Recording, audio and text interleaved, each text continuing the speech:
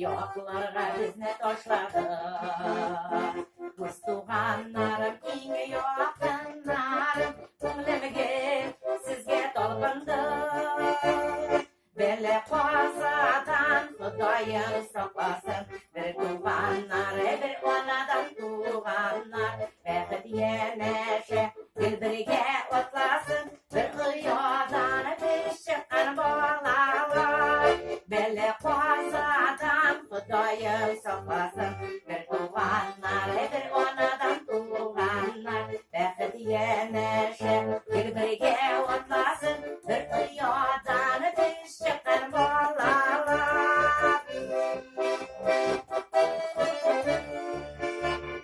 Yiroqlardan tuğanlarım yonana, biz qo'ydamiz gilda sog'inib.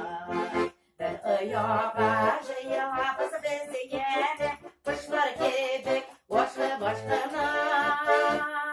Bele qozaga Xudoyim saqlasin, bir tuğanlar, bir onadan tuğanlar, baxit yeneşe bir-biriga otlasin, bir qiyodan bir chiqqan bolalar. Bele qozadan Xudoyim saqlasin, bir tuğanlar, bir onadan tuğanlar, baxit yeneşe bir-biriga otlasin, bir qiyodan bir chiqqan bolalar.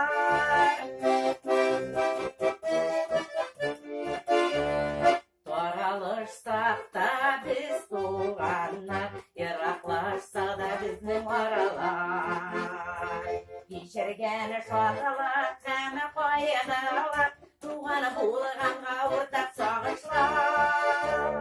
Bele qozadan Xudoyim saqlasin, bir tuğanlar, bir onadan tuğanlar, baxit yeneşe bir-biriga otlasin, bir qiyodan bir chiqqan bolalar.